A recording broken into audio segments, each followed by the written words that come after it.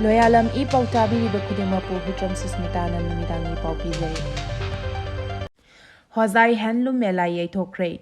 Office of the Development Commissioner for Handlooms, Ministry of Textiles, Government of India na Phongban National Schedule Program gi manung chana Manipur Expose Handloom Weavers and Handicrafts Artisans CL Limited na lakliba October gi tang mari dagi tang taret fawa hozai da pangthokani haina Toramba State Handloom Expose adu Hauzik oriba leibaki tangdu leitadaba fibam amadi mamangda pangthokiba mela anigi matam chana utilization certificate sing submit tawramdabadagi asoiba kharana maram oiduna hairiba hatgarga mela asi chawrakna lakadaroiba English ngani kunmanga gi February thagi 13 dagi 13 fawa hozaida luingani festival singani kunmanga ga mari leinana pangthoklagani Hairiba Hatgarga Mela asida saruk yagani taramba applicant sing handloom bunuk sibiba mela sibu ngai birakpa pumnamaki mafamda thokaliba nungaitaba awasna saruk yazani haina awaski managing director na khudyek piduna thokpa chirol amna phongdorakle Kanglup ki oiba homeland sagatpa haibasi matam sangna chatloi haina ononi na phongdorakre Kanglup ki oiba homeland sagat pa haibasi matam sangna chatloidaba amasung democratic political culture gi mayokta leibani Manipur gi Kanglup kayana pullaga leiriba apunbagi saktam asi historic oina topa amani haina Geneva da pangthokiba 43 suba UNHRC gi side event Manipur gi Dr. Aramam Noni na phongdokre Geneva da pangthokiba 43 suba UNHRC United Council Human Rights Council gi side event India amadi Bangladesh gi activist amadi academic singna tha taruk helaklaba Manipur gi irang asigi matangda khanakhi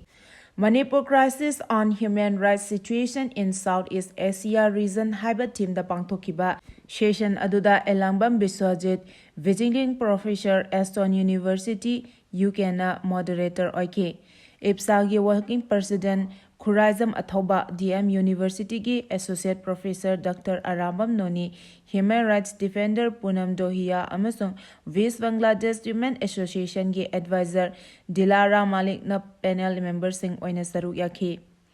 Manipur gi saruk yareba speaker sing na state asida leptani irang mayok nariba asigi matangda ahanba speaker oikiba Khuraizam Athobana mapung fana paudam thamki Athawone irang asigi maram amadi masina pirakliba chaiting singi matangda sandokna taki pauche singda piriba report ki matung ina state asida thokliba irang sigi thodok chada maudradi kuki militant singna attack tawani PS haukimne irang asigi matangda aranba wafam kaya sandoliba adu thambaga loinena Chin kuki underground ayamadi India gi wangmadagi haurakpani haina mahakna phongdokhi Chahi taret khuntapa tung koina niksingdona leihonaba mahiloisang singi syllabus ta hapa mathau tai haina ojoina phongdokre Chahi taret khuntapagi maitai furup asibu kanbiramba Maharaj Gambir Singh amasung Athoba Singh asigi khubamda haujiki mirol na tarpan hekat lekat tamlaga tokpagi mahutta haurakliba mirol singna tung koina ningsingdona leihonaba mahiloisang singi syllabus ta haptuna tambiba mathau tai haina veteran politician Okram Joina phongdokre Ozoina wafam asi chahi tarek khuntakpa amasung Maharaj Gambir Singh Ningsing Jaba Marup Manipur na Sinona Langthabal da leiba Maharaj Gambir Singh age mongfam da Langban Tarpan katpagi thoram da phongdokkibani thoram adugi nungi oiba warol piraduna ozoina hai chahi tarek khuntakpa adu maitai haba furup asi malemdagi muthatnaba chatharakpa genocide ethnic cleansing amani Furup asibu muthatnaba kiraba amadi tukacharaba thabak kaya chatharaktuna Manipuri gi muthatkinaba yaba tanfam adu yauraba fawa matam aduda palamba mithibong mitambal gi ningthau kharana magi ningthau phambal konaba hotnabada magi fam kanaba hotnabada furup muthatlabasu famne hena lui haiduna lekhi Puwari gi tangkak aduda Maharaj Gambir Singha Maharaj Narsingha Hirachandra amasung Manipur gi athauba kayana ireipak iramdam ifurup asi kalaga ngasidi maitai haba piklaba furup asi malem asida mating leina leptuna leiba ngamlibani Ozoya haiki ngasi aikhoina leptana tarpan katkadoriba thauna phaba hero singi aduna siruraba furup asibo amuk hanna thawai piduna ngasidi malemda maitai habe yamna apikpa furup asina mating leina sana khotnabada amadi atai hiram kayada sakta pangamlibani ꯃꯐꯝ ꯑꯁꯤꯗ ꯂꯦꯞꯂꯒ ꯑꯩꯈꯣꯏꯅ ꯂꯩ ꯀꯠꯄ ꯃꯇꯝꯗ ꯆꯥꯎꯊꯣꯛꯆꯕ ꯁꯣꯏꯗꯅ ꯌꯥꯎꯐꯥꯎꯐꯝ ꯊꯣꯛꯏ, ꯃꯁꯤ ꯇꯥꯡꯂꯕ ꯄꯨꯋꯥꯔꯤ ꯑꯃꯅ ꯄꯤꯔꯛꯄ ꯈꯨꯗꯣꯜ ꯑꯃꯅꯤ꯫ ꯃꯍꯥꯛꯅ ꯍꯥꯏ ꯃꯇꯝ ꯑꯃꯗ ꯍꯧꯖꯤꯛ ꯂꯩꯔꯤꯕ ꯃꯍꯥꯔꯥꯖ ꯒꯝꯚꯤꯔ ꯁꯤꯡꯍꯒꯤ ꯀꯝꯄ꯭ꯂꯦꯛꯁ ꯑꯁꯤ ꯂꯩꯔꯝꯗꯦ꯫ ꯆꯍꯤ 8 ꯈꯨꯟꯇꯥꯛꯄꯒꯤ ꯃꯇꯨꯡꯗ ꯂꯥꯛꯈꯤꯕ ꯄꯨꯋꯥꯔꯤꯒꯤ ꯇꯥꯡꯀꯛꯇ ꯃꯇꯝ ꯀꯨꯏꯅ ꯆꯍꯤ 8 ꯈꯨꯟꯇꯥꯛꯄ ꯑꯁꯤ ꯀꯥꯎꯊꯣꯛꯇꯨꯅ ꯂꯩꯔꯨꯔꯦ꯫ ꯑꯗꯨꯕꯨ ꯀꯥꯎꯊꯣꯛꯈ꯭ꯔꯕ ꯄꯨꯋꯥꯔꯤ ꯑꯁꯤꯕꯨ ꯅꯤꯡꯁꯤꯡꯂꯛꯇꯨꯅ ꯉꯁꯤꯒꯤ ꯈꯨꯕꯝ ꯑꯁꯤ ꯁꯦꯝꯒꯠꯄ ꯉꯝꯂꯛꯈꯤꯕꯅꯤ꯫ ꯍꯧꯖꯤꯛ ꯏꯔꯥꯡ ꯑꯁꯤꯅ ꯂꯩꯕꯅ ꯄꯥꯛ ꯆꯥꯎꯅ ꯄꯥꯡꯊꯣꯛꯄ ꯉꯝꯗ꯭ꯔꯕꯁꯨ ꯍꯥꯊꯨ ꯄꯥꯎꯖꯦꯜ ꯈꯔ ꯄꯤꯖꯔꯒ ꯑꯊꯧꯕꯁꯤꯡꯒꯤ ꯃꯐꯝꯗ ꯇꯔꯄꯟ ꯀꯞꯄ ꯉꯝꯕ ꯑꯁꯤ ꯑꯩꯈꯣꯏ ꯈꯨꯗꯤꯡꯃꯛꯀꯤ ꯆꯥꯎꯊꯣꯛꯆꯅꯤꯡꯉꯥꯏꯅꯤ꯫ ꯃꯅꯤꯄꯨꯔꯕꯨ ꯀꯟꯈꯤꯕ ꯑꯊꯧꯕꯁꯤꯡꯒꯤ ꯃꯐꯝꯗ ꯑꯃꯗꯤ ꯃꯦ 3ꯗꯒꯤ ꯆꯠꯊꯔꯛꯄ ꯃꯅꯤꯄꯨꯔꯤ ꯀ꯭ꯂꯤꯟꯁꯤꯡꯒꯤ ꯂꯥꯟꯗ ꯊꯋꯥꯏ ꯀꯠꯈ꯭ꯔꯕ ꯑꯊꯧꯕꯁꯤꯡ, ꯑꯁꯣꯛ ꯑꯄꯟ ꯅꯪꯈꯤꯕ ꯃꯤꯌꯥꯝꯅ ꯈꯥꯡꯗꯨꯅ ꯆꯠꯊꯔꯤꯕ ꯂꯥꯟ ꯑꯁꯤꯗ ꯑꯩꯈꯣꯏꯅ ꯃꯥꯏ ꯄꯥꯛꯄ ꯉꯝꯅꯕꯒꯤ ꯊꯧꯅꯤꯖꯕ ꯑꯣꯏꯅ ꯊꯧꯔꯝ ꯑꯁꯤ ꯄꯥꯡꯊꯣꯛꯄꯅꯤ ꯍꯥꯏꯅ ꯑꯣꯖꯣꯏꯅ ꯐꯣꯡꯗꯣꯛꯈꯤ꯫ ꯁꯛꯈꯪꯗꯕꯁꯤꯡꯅ ꯌꯨꯝꯒꯤ ꯒꯦꯠꯇ ꯕꯣꯝ ꯑꯃ ꯊꯝꯂꯝꯂꯦ ꯑꯃꯗꯤ ꯌꯨꯝ ꯑꯃꯗꯅ ꯅꯣꯡꯃꯩ ꯀꯥꯞꯁꯤꯜꯂꯝꯂꯦ꯫ ꯉꯁꯤ ꯑꯌꯨꯛ ꯄꯨꯡ 7:40 ꯇꯥꯕ ꯑꯗꯨꯋꯥꯏꯗ ꯊꯧꯕꯥꯜ ꯗꯤꯁꯇ꯭ꯔꯤꯛꯀꯤ ꯃꯅꯨꯡ ꯆꯟꯅ ꯂꯩꯕ ꯍꯩꯔꯣꯛ ꯄꯨꯂꯤꯁ ꯁ꯭ꯇꯦꯁꯟꯅ ꯀꯣꯟꯕ ꯁꯂꯨꯡꯐꯝ ꯃꯌꯥꯏ ꯂꯩꯀꯥꯏꯗ ꯂꯩꯕ ꯃꯤꯑꯣꯏ ꯑꯃꯒꯤ ꯌꯨꯝꯗ ꯁꯛꯈꯪꯗꯕꯁꯤꯡꯅ ꯕꯣꯝ ꯑꯃ ꯊꯝꯂꯝꯂꯦ ꯍꯥꯏꯔꯤ꯫ ꯊꯧꯗꯣꯛ ꯑꯁꯤꯒꯤ ꯃꯇꯥꯡꯗ ꯄ꯭ꯔꯦꯁꯅ ꯐꯪꯕ ꯄꯥꯎ ꯑꯃꯅ ꯍꯥꯏ ꯕꯣꯝ ꯑꯗꯨ ꯁꯂꯨꯡꯐꯝ ꯃꯌꯥꯏ ꯂꯩꯀꯥꯏ ꯑꯗꯨꯃꯛꯇꯗ ꯂꯩꯕ ꯊꯥꯡꯖꯝ ꯆꯟꯗ꯭ꯔꯀꯨꯃꯥꯔ ꯑꯄꯣꯛꯄ TH ꯑꯄꯤꯛꯀꯤ ꯌꯨꯝꯒꯤ ꯒꯦꯠꯇ ꯁꯛꯈꯪꯗꯕꯁꯤꯡꯅ ꯃꯗꯨ ꯊꯝꯂꯝꯈꯤꯕꯅꯤ ꯍꯥꯏꯔꯤ꯫ ꯕꯣꯝ ꯑꯗꯨ ꯏꯃꯨꯡ ꯃꯅꯨꯡꯒꯤ ꯃꯤꯑꯣꯏꯁꯤꯡꯅ ꯊꯦꯡꯅꯔꯛꯄꯗꯒꯤ ꯍꯩꯔꯣꯛ ꯄꯨꯂꯤꯁꯇ ꯄꯥꯎ ꯄꯤꯔꯛꯄ ꯃꯇꯨꯡ ꯄꯨꯂꯤꯁꯀꯤ ꯕꯣꯝ ꯑꯦꯛꯁꯄꯥꯔꯠ ꯂꯥꯛꯇꯨꯅ ꯇꯦꯛꯇ ꯀꯥꯏꯗꯅ ꯕꯣꯝꯗꯨ ꯂꯧꯊꯣꯛꯈ꯭ꯔꯦ꯫ ꯍꯧꯖꯤꯛ ꯐꯥꯎꯕꯒꯤ ꯑꯣꯏꯅ ꯕꯣꯝ ꯑꯗꯨ ꯀꯅꯥꯅ ꯀꯔꯤꯒꯤꯗꯃꯛ ꯊꯝꯂꯤꯕꯅꯣ ꯍꯥꯏꯕ ꯈꯪꯕ ꯉꯝꯗ꯭ꯔꯤ꯫ ꯅꯥꯀꯜ ꯑꯃꯔꯣꯝꯗ ꯀꯩꯁꯥꯝꯊꯣꯡ ꯍꯣꯗꯥꯝ ꯂꯩꯔꯛꯇ ꯂꯩꯕ RK ꯁꯤꯇꯜꯖꯤꯠ ꯀꯧꯕ ꯃꯤꯑꯣꯏ ꯑꯃꯒꯤ ꯃꯌꯨꯝꯗꯁꯨ ꯁꯛꯈꯪꯗꯕ ꯈꯨꯠꯂꯥꯏ ꯄꯥꯏꯕꯁꯤꯡꯅ ꯅꯣꯡꯃꯩ ꯔꯥꯎꯟ ꯈꯔ ꯀꯥꯞꯁꯤꯟꯗꯨꯅ ꯑꯀꯤ ꯑꯈꯪ ꯄꯤꯔꯝꯂꯦ ꯍꯥꯏꯔꯤ꯫ ꯊꯧꯗꯣꯛ ꯑꯗꯨꯗ ꯑꯁꯣꯛ ꯑꯄꯟ ꯑꯃꯠꯇ ꯌꯥꯎꯈꯤꯕꯒꯤ ꯄꯥꯎꯗꯤ ꯂꯩꯇꯦ꯫ ꯅꯣꯡꯃꯩ ꯀꯥꯞꯁꯤꯜꯂꯝꯕꯒꯤ ꯊꯧꯗꯣꯛ ꯑꯗꯨꯒꯤ ꯃꯥꯌꯣꯛꯇ ꯂꯩꯀꯥꯏ ꯑꯗꯨꯒꯤ ꯃꯤꯌꯥꯝꯅ ꯌꯨꯝꯂꯛꯇ ꯅꯣꯡꯃꯩ ꯀꯥꯞꯁꯤꯜꯂꯝꯕ ꯑꯗꯨꯕꯨ ꯌꯥꯅꯤꯡꯗꯕ ꯐꯣꯡꯗꯣꯛꯇꯨꯅ ꯀꯩꯁꯥꯝꯄꯥꯠ ꯍꯣꯗꯥꯝ ꯂꯩꯔꯛꯇ ꯂꯩꯀꯥꯏ ꯑꯗꯨꯒꯤ ꯃꯤꯌꯥꯝꯅ ꯋꯥꯀꯠ ꯃꯤꯐꯝ ꯑꯃꯁꯨ ꯆꯠꯊꯈꯤ ꯍꯥꯏꯔꯤ꯫ ꯁꯦꯟꯇꯔ ꯑꯃꯁꯨꯡ ꯁ꯭ꯇꯦꯠ ꯒꯚꯔꯟꯃꯦꯟꯠ ꯑꯁꯤ ꯀꯨꯀꯤ ꯂꯥꯂꯧꯕꯒꯤ ꯃꯈꯥꯗ ꯂꯩꯔꯕ꯭ꯔꯥ ꯍꯥꯏꯅ ꯁꯤꯕ ꯁꯦꯅꯥꯅ ꯍꯪꯂꯤ꯫ ꯁꯦꯟꯇꯔ ꯑꯃꯁꯨꯡ ꯁ꯭ꯇꯦꯠꯀꯤ ꯂꯩꯔꯤꯕ ꯒꯚꯔꯟꯃꯦꯟꯠ ꯑꯁꯤ ꯀꯨꯀꯤ ꯂꯥꯂꯧꯕꯁꯤꯡꯒꯤ ꯃꯈꯥꯗ ꯂꯩꯔꯕ꯭ꯔꯥ ꯍꯥꯏꯅ NDAꯗ BJPꯒꯤ ꯃꯄꯥꯡ ꯑꯣꯏꯅ ꯆꯠꯃꯤꯟꯅꯔꯤꯕ ꯁꯤꯕ ꯁꯦꯅꯥꯒꯤ ꯃꯅꯤꯄꯨꯔ ꯌꯨꯅꯤꯠ ꯄ꯭ꯔꯁꯤꯗꯦꯟꯠ M. ꯇꯣꯝꯕꯤ ꯁꯤꯡꯍꯅ ꯐꯣꯡꯗꯣꯛꯈ꯭ꯔꯦ꯫ ꯏꯝꯐꯥꯜꯒꯤ ꯕꯥꯄꯨꯄꯔꯥꯗ ꯂꯩꯕ ꯁꯤꯕ ꯁꯦꯅꯥ ꯁ꯭ꯇꯦꯠ ꯑꯣꯐꯤꯁꯇ ꯄꯥꯎꯃꯤꯁꯤꯡꯒ ꯎꯅꯕ ꯑꯃꯗ M. ꯇꯣꯝꯕꯤꯅ ꯍꯥꯏꯈꯤ ꯀꯨꯀꯤ ꯂꯥꯂꯧꯕꯁꯤꯡꯅ ꯇꯧꯔꯤꯃꯈꯩ ꯌꯥꯔꯒ ꯂꯩꯔꯤ, ꯃꯤꯐꯥ ꯄꯨꯜꯂꯒ ꯔꯦꯟꯁꯟ ꯇꯥꯟꯕ ꯄꯨꯝꯅꯃꯛ ꯑꯁꯤ ꯁꯦꯟꯇꯔ ꯑꯃꯁꯨꯡ ꯁ꯭ꯇꯦꯠ ꯒꯚꯔꯟꯃꯦꯟꯠꯅ ꯃꯈꯣꯏꯒꯤ ꯃꯊꯛꯇ ꯆꯞ ꯆꯥꯅ ꯑꯦꯛꯁꯟ ꯑꯃꯠꯇ ꯂꯧꯈꯠꯇꯕ ꯑꯁꯤꯅ ꯇꯥꯛꯄꯗꯤ ꯀꯨꯀꯤ ꯂꯥꯂꯧꯕꯒꯤ ꯈꯨꯠꯇ ꯂꯩꯔꯕ꯭ꯔꯥ ꯍꯥꯏꯕꯒꯤ ꯑꯆꯧꯕ ꯋꯥꯍꯪ ꯍꯪꯕꯒꯤ ꯃꯊꯧ ꯇꯥꯔꯛꯂꯦ꯫ ꯏꯟꯗꯤꯌꯥ ꯑꯃꯁꯨꯡ ꯁ꯭ꯇꯦꯠ ꯒꯚꯔꯟꯃꯦꯟꯠꯅ ꯖꯤꯑꯣꯄꯣꯂꯤꯇꯤꯛꯁ ꯇꯧꯕꯗ ꯏꯟꯇꯔꯐꯤꯌꯔ ꯇꯧꯍꯟꯅꯤꯡꯗꯦ꯫ ꯃꯅꯤꯄꯨꯔ ꯃꯤꯌꯥꯝꯒꯤ ꯄꯨꯟꯁꯤ ꯑꯃꯁꯨꯡ ꯂꯟ-ꯊꯨꯝ ꯉꯥꯛꯄ ꯉꯝꯂꯛꯇ꯭ꯔꯕ ꯄꯣꯂꯤꯁꯤ ꯑꯗꯨ ꯔꯤꯚꯤꯌꯨ ꯇꯧꯕꯗ ꯀꯔꯤ ꯀꯥꯏꯕ ꯂꯩꯕꯒꯦ ꯍꯪꯂꯗꯨꯅ ꯁꯦꯟꯇꯔ ꯑꯃꯁꯨꯡ ꯁ꯭ꯇꯦꯠ ꯒꯚꯔꯟꯃꯦꯟꯠꯅ ꯑꯁꯤꯒꯨꯝꯕ ꯃꯅꯤꯄꯨꯔ ꯃꯤꯌꯥꯝꯒꯤ ꯌꯨꯝ ꯃꯩ ꯆꯥꯛꯍꯟꯈ꯭ꯔꯕ, ꯃꯤ ꯀꯌꯥꯒꯤ ꯄꯨꯟꯁꯤ ꯃꯥꯡꯍꯟꯈ꯭ꯔꯕ ꯄꯣꯂꯤꯁꯤ ꯑꯗꯨ ꯍꯣꯡꯗꯣꯛꯄ ꯃꯊꯧ ꯇꯥꯏ ꯍꯥꯏꯅ ꯇꯣꯝꯕꯤꯅ ꯐꯣꯡꯗꯣꯛꯈꯤ꯫ ꯑꯥꯔꯃꯤ ꯆꯤꯐ ꯗꯦꯕꯦꯗꯤꯅ ꯐꯣꯡꯗꯣꯛꯈꯤꯕ ꯋꯥꯐꯝ ꯑꯗꯨ ꯃꯤꯌꯥꯝꯅ ꯌꯥꯝꯅ ꯆꯃꯝꯅꯕ ꯄꯣꯛꯍꯟꯕꯅꯤ꯫ ꯗ꯭ꯔꯣꯟ ꯕꯣꯝꯕꯤꯡ ꯆꯠꯊꯕ ꯂꯩꯇꯦ ꯍꯥꯏꯕ ꯃꯍꯥꯛꯀꯤ ꯋꯥꯐꯝ ꯑꯗꯨ ꯀꯟꯗꯦꯝ ꯇꯧꯏ ꯍꯥꯏꯅ ꯁꯤꯕ ꯁꯦꯅꯥꯒꯤ ꯁ꯭ꯇꯦꯠ ꯄ꯭ꯔꯁꯤꯗꯦꯟꯠ M. ꯇꯣꯝꯕꯤꯅ ꯐꯣꯡꯗꯣꯛꯈꯤ꯫ ꯀꯨꯀꯤ ꯂꯥꯂꯧꯕꯁꯤꯡꯅ ꯇꯦꯔꯣꯔꯤꯖꯝꯒꯤ ꯊꯧꯑꯣꯡ ꯃꯅꯤꯄꯨꯔꯗ ꯆꯠꯊꯔꯛꯄꯗ ꯌꯨꯅꯤꯌꯟ ꯍꯣꯝ ꯃꯤꯅꯤꯁꯇꯔꯅ ꯑꯃꯁꯨꯡ ꯁ꯭ꯇꯦꯠ ꯒꯚꯔꯟꯃꯦꯟꯠꯅ ꯂꯥꯟ ꯑꯁꯤ ꯀꯔꯤꯒꯤꯗꯃꯛ ꯂꯦꯞꯍꯟꯕ ꯉꯝꯗ꯭ꯔꯤꯕꯅꯣ ꯍꯥꯏꯅ ꯇꯣꯝꯕꯤꯅ ꯍꯪꯈꯤ꯫ ꯃꯍꯥꯛꯅ ꯍꯥꯏ ꯀꯨꯀꯤ ꯃꯦꯃꯣꯔꯤꯌꯦꯜ ꯒꯦꯠ ꯃꯩꯇꯩꯅ ꯃꯩ ꯊꯥꯈꯤꯕ ꯂꯩꯇꯦ, ꯀꯨꯀꯤꯒꯤ ꯑꯦꯔꯤꯌꯥꯗ ꯂꯩꯕ ꯃꯩꯇꯩꯒꯤ ꯌꯨꯝꯁꯤꯡ ꯂꯝꯄꯥꯛ ꯑꯣꯜꯍꯟꯈ꯭ꯔꯦ, ꯇꯥꯎꯟ ꯑꯁꯤꯗꯗꯤ ꯂꯩꯔꯤꯕ ꯀꯨꯀꯤꯁꯤꯡꯒꯤ ꯌꯨꯝꯁꯤꯡ ꯃꯥꯡꯍꯟ ꯇꯥꯛꯍꯟꯕꯗꯤ ꯂꯩꯇꯦ ꯍꯥꯏꯅ ꯐꯣꯡꯗꯣꯛꯈꯤ꯫ ꯁꯦꯟꯇꯔ ꯑꯃꯁꯨꯡ ꯁ꯭ꯇꯦꯠ ꯒꯚꯔꯟꯃꯦꯟꯠ ꯑꯁꯤ ꯀꯨꯀꯤ ꯂꯥꯂꯧꯕꯒꯤ ꯃꯈꯥꯗ ꯂꯩꯔꯕ꯭ꯔꯥ ꯍꯥꯏꯅ ꯁꯤꯕ ꯁꯦꯅꯥꯅ ꯍꯪꯂꯤ꯫ ꯁꯦꯟꯇꯔ ꯑꯃꯁꯨꯡ ꯁ꯭ꯇꯦꯠꯀꯤ ꯂꯩꯔꯤꯕ ꯒꯚꯔꯟꯃꯦꯟꯠ ꯑꯁꯤ ꯀꯨꯀꯤ ꯂꯥꯂꯧꯕꯁꯤꯡꯒꯤ ꯃꯈꯥꯗ ꯂꯩꯔꯕ꯭ꯔꯥ ꯍꯥꯏꯅ NDAꯗ BJPꯒꯤ ꯃꯄꯥꯡ ꯑꯣꯏꯅ ꯆꯠꯃꯤꯟꯅꯔꯤꯕ ꯁꯤꯕ ꯁꯦꯅꯥꯒꯤ ꯃꯅꯤꯄꯨꯔ ꯌꯨꯅꯤꯠ ꯄ꯭ꯔꯁꯤꯗꯦꯟꯠ M. ꯇꯣꯝꯕꯤ ꯁꯤꯡꯍꯅ ꯐꯣꯡꯗꯣꯛꯈ꯭ꯔꯦ꯫ ꯏꯝꯐꯥꯜꯒꯤ ꯕꯥꯄꯨꯄꯔꯥꯗ ꯂꯩꯕ ꯁꯤꯕ ꯁꯦꯅꯥ ꯁ꯭ꯇꯦꯠ ꯑꯣꯐꯤꯁꯇ ꯄꯥꯎꯃꯤꯁꯤꯡꯒ ꯎꯅꯕ ꯑꯃꯗ M. ꯇꯣꯝꯕꯤꯅ ꯍꯥꯏꯈꯤ ꯀꯨꯀꯤ ꯂꯥꯂꯧꯕꯁꯤꯡꯅ ꯇꯧꯔꯤꯃꯈꯩ ꯌꯥꯔꯒ ꯂꯩꯔꯤ, ꯃꯤꯐꯥ ꯄꯨꯜꯂꯒ ꯔꯦꯟꯁꯟ តាꯟꯕ ꯄꯨꯝꯅꯃꯛ ꯑꯁꯤ ꯁꯦꯟꯇꯔ ꯑꯃꯁꯨꯡ ꯁ꯭ꯇꯦꯠ ꯒꯚꯔꯟꯃꯦꯟꯠꯅ ꯃꯈꯣꯏꯒꯤ ꯃꯊꯛꯇ ꯆꯞ ꯆꯥꯅ ꯑꯦꯛꯁꯟ ꯑꯃꯠꯇ ꯂꯧꯈꯠꯇꯕ ꯑꯁꯤꯅ ꯇꯥꯛꯄꯗꯤ ꯀꯨꯀꯤ ꯂꯥꯂꯧꯕꯒꯤ ꯈꯨꯠꯇ ꯂꯩꯔꯕ꯭ꯔꯥ ꯍꯥꯏꯕꯒꯤ ꯑꯆꯧꯕ ꯋꯥꯍꯪ ꯍꯪꯕꯒꯤ ꯃꯊꯧ ꯇꯥꯔꯛꯂꯦ꯫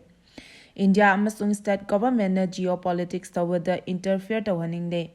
ꯃꯅꯤꯄꯨꯔ ꯃꯤꯌꯥꯝꯒꯤ ꯄꯨꯟꯁꯤ ꯑꯃꯁꯨꯡ ꯂꯟ-ꯊꯨꯝ ꯉꯥꯛꯄ ꯉꯝꯂꯛꯇ꯭ꯔꯕ ꯄꯣꯂꯤꯁꯤ ꯑꯗꯨ ꯔꯤꯚꯤꯌꯨ ꯇꯧꯕꯗ ꯀꯔꯤ ꯀꯥꯏꯕ ꯂꯩꯕꯒꯦ ꯍꯪꯂꯗꯨꯅ ꯁꯦꯟꯇꯔ ꯑꯃꯁꯨꯡ ꯁ꯭ꯇꯦꯠ ꯒꯚꯔꯟꯃꯦꯟꯠꯅ ꯑꯁꯤꯒꯨꯝꯕ ꯃꯅꯤꯄꯨꯔ ꯃꯤꯌꯥꯝꯒꯤ ꯌꯨꯝ ꯃꯩ ꯆꯥꯛꯍꯟꯈ꯭ꯔꯕ, ꯃꯤ ꯀꯌꯥꯒꯤ ꯄꯨꯟꯁꯤ ꯃꯥꯡꯍꯟꯈ꯭ꯔꯕ ꯄꯣꯂꯤꯁꯤ ꯑꯗꯨ ꯍꯣꯡꯗꯣꯛꯄ ꯃꯊꯧ ꯇꯥꯏ ꯍꯥꯏꯅ ꯇꯣꯝꯕꯤꯅ ꯐꯣꯡꯗꯣꯛꯈꯤ꯫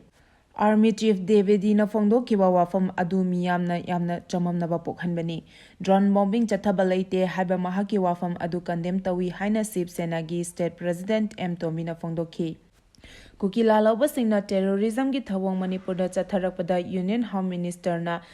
amasung state government na land asi karigidamak lephanba ngamdribano haina Tomina hangki. Mahakna hai Kuki Memorial Gate Maitei na mai thakiba leite Kuki gi area da leiba Maitei gi yumsim lampa Walhankre town asida di leiriba Kuki singi yumsing manghan ta'an badi leite haina Fongdokhi. Regular blood donor oiba matamda miyoi kaya gi punsi kanba ngamgani. Kanagumba miyoi amana regular blood donor oiba matamda miyoi kaya gi punsi kanba ngambada natana donor masasu afava lamsa sajat lehenbaga loinana Leina kaya gi tesu lemna tobagi kutong saba fanghali haina Jenims ke MS Professor KH Lokesona Fongdokre. Blood Center Jenims amadi State Blood Transfusion Council Manipur na sinduna Jenims ki conference hall da pangthokiba National Voluntary Blood Donation Day gi thoramda mahakna wafam si Fongdokibani. Jenims ke MS Professor K Lokesona makhatana hai lebak asida second ani khudingi blood unit amamam mathau tai asigumba miyobagi punsi amabu kanbada yamna mathau tariba posak asi miyamna donate tawagi chang nemba taragadi lebak asigi mi sibagi chang wang lambai yai maram asana humanity gi yenglaga EP ba yaraba miyoy khudimakna hek yariba makai EP na ba hona biyu haina Fongdokhi. Thoram aduda Jenims ki blood center gi senior medical officer in charge Dr. K Surjit amasung Jenims ki Dr. O Gichandra su saruk yaki. Thoram aduda blood donor organization singi mihu chingna magi oiba mot sing fondakhi. Ukhrul gi thodokta laikidaba miyoi mari sukre khoisaunaraba miyamna nomai lakre. Ngarang ayuk Ukhrul District Headquarter da leiba tangkhul khul anigi marakta lam wahauda ungkhatnarakpadagi nongmai kapnarakpagi thodokta taruk suba Manipur Rifles ki personnel ama yauna khunja ani sikhiba aduga tharaga punna mari sukhre hari. Loinana khunja singna Ukhrul Police Station da thomjillakibaga loinana police station aduda thamba nongmai taranipan amadi marukaya lakre hari. Thodok asigi matangda press na fangwa paugi matung inna ngarang thokiba thodok aduga mari leinana security force na akanba checksin tharong lokhatpaga loinana district magistrate ki maikaidagi Ukhrul district pumnamakta curfew thamjille haina miyamda lokthokpa challingai tanjada masing yamlaba khunja kaya ama Ukhrul district police station da thamjalikkibaga loinana nongmai amadi yamlaba marusing adu lakhibani hairi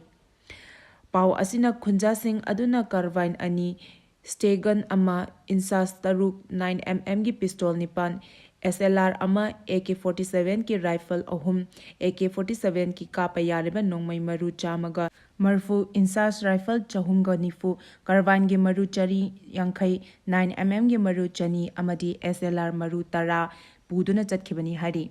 Thodok aduga mari leinana Ukhrul district police na case ama lokhatuna thijin humjinbagi thaba akanba mawngda chathakre adum oinamak haujuk fabagi oina thodok aduda chenaba miyoi amata phabagi paudi leitri hari panba yai ngarang ayuk pung nipan makhairom tarakpa adwaida Gandhi Jayanti gi thoromga mari leinana Ukhrul town da leba Punjab National Bank ki area da hongbung thaiso student sing amadi khunja singa sit sengbagi thabak chathaki adubu hariba mafam asi matam kaya gi mamangdagi yetnaba mafam ni haiduna Kuki militant singna Fajilkhiba na ani kotuna ngasi ayuk Kangpokpi Spda Sinarkhre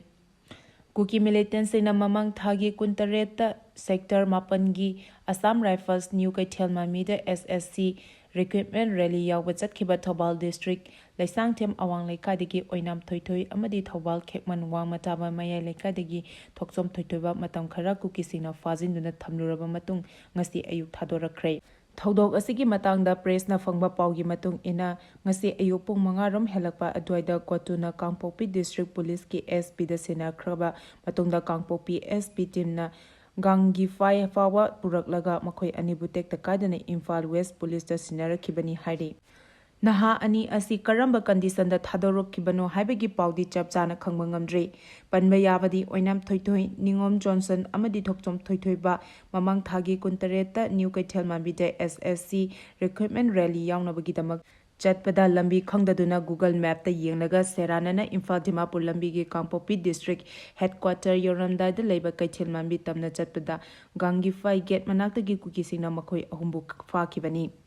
ꯅꯤꯡꯁꯤꯡꯕ ꯌꯥꯍꯩ ꯅꯍꯥ ꯑꯅꯤ ꯐꯥꯖꯤꯟꯈꯤꯕ ꯑꯁꯤꯒ ꯃꯔꯤ ꯂꯩꯅꯅ ꯁꯦꯝꯈꯤꯕ JACꯅ ꯃꯈꯣꯏ ꯑꯅꯤ ꯇꯦꯛꯇ ꯀꯥꯏꯗꯅ ꯊꯥꯗꯣꯔꯛꯅꯕ ꯕꯟ ꯌꯥꯎꯅ ꯇꯣꯉꯥꯟ ꯇꯣꯉꯥꯟꯕ ꯈꯣꯡꯖꯪ ꯀꯌꯥ ꯆꯪꯁꯤꯟꯗꯨꯅ ꯂꯥꯛꯈꯤꯕꯅꯤ꯫ ꯅꯥꯀꯜ ꯑꯃꯔꯣꯝꯗ ꯑꯟꯗꯔ ꯇ꯭ꯔꯥꯏꯜꯗ ꯂꯩꯕ ꯀꯨꯀꯤ ꯄ꯭ꯔꯤꯖꯅꯔ 12 ꯉꯁꯤ ꯑꯌꯨꯛ ꯑꯉꯟꯕꯗ ꯁꯄꯔꯃꯩꯅꯥ ꯄꯨꯂꯤꯁ ꯁ꯭ꯇꯦꯁꯟꯗ ꯁꯤꯟꯅꯈ꯭ꯔꯦ ꯍꯥꯏꯔꯤ꯫ ꯄꯥꯎ ꯑꯁꯤꯅ ꯃꯈꯥ ꯇꯥꯔꯗꯨꯅ ꯍꯥꯏ ꯄ꯭ꯔꯤꯖꯅꯔꯁꯤꯡ ꯑꯁꯤ ꯕꯦꯜꯗ ꯊꯥ ꯑꯃꯔꯣꯝꯒꯤ ꯃꯃꯥꯡꯗꯒꯤ ꯊꯥꯗꯣꯛꯈ꯭ꯔꯕꯁꯨ ꯁ꯭ꯀꯣꯔꯠ ꯃꯇꯤꯛ ꯆꯥꯅ ꯄꯤꯕ ꯉꯝꯗꯕꯅ ꯆꯠꯄ ꯉꯝꯗꯅ ꯂꯩꯔꯛꯈꯤꯕꯅꯤ ꯍꯥꯏꯔꯤ꯫ ꯑꯔꯣꯏꯕꯗ ꯃꯔꯨꯑꯣꯏꯕ ꯄꯥꯎ ꯑꯃꯨꯛꯀ ꯍꯟꯅ ꯄꯤꯖꯔꯤ꯫ ꯀꯨꯀꯤ ꯃꯤꯂꯤꯇꯦꯟꯠꯁꯤꯡꯅ ꯐꯥꯖꯤꯜꯂꯨꯕ ꯅꯍꯥ ꯑꯅꯤ ꯀꯣꯇꯨꯅ ꯉꯁꯤ ꯑꯌꯨꯛ ꯀꯥꯡꯄꯣꯛꯄꯤ SPꯗ ꯁꯤꯟꯅꯔꯛꯈ꯭ꯔꯦ꯫ ꯁꯛꯈꯪꯗꯕꯁꯤꯡꯅ ꯌꯨꯝꯒꯤ ꯒꯦꯠꯇ ꯕꯣꯝ ꯑꯃ ꯊꯝꯖꯤꯜꯂꯝꯂꯦ ꯑꯃꯗꯤ ꯌꯨꯝ ꯑꯃꯗ ꯅꯣꯡꯃꯩ ꯀꯥꯞꯁꯤꯜꯂꯝꯂꯦ꯫ ꯎꯈ꯭ꯔꯨꯜꯒꯤ ꯊꯧꯗꯣꯛꯇ ꯂꯩꯈꯤꯗꯕ ꯃꯤꯑꯣꯏ 4 ꯁꯨꯈ꯭ꯔꯦ, ꯈꯣꯏꯁꯥꯎꯅꯔꯕ ꯃꯤꯌꯥꯝꯅ ꯅꯣꯡꯃꯩ ꯂꯥꯛꯈ꯭ꯔꯦ꯫ ꯃꯇꯥꯡ ꯑꯁꯤꯗ ꯅꯨꯃꯤꯗꯥꯡꯒꯤ ꯄꯥꯎ ꯄꯤꯕ ꯂꯣꯏꯖꯔꯦ꯫ ꯂꯣꯌꯥꯂꯝ E-PAO ꯇꯥꯕꯤꯔꯤꯕ ꯈꯨꯗꯤꯡꯃꯛꯄꯨ ꯑꯃꯨꯛꯀ ꯍꯟꯅ ꯈꯨꯔꯨꯝꯖꯔꯤ꯫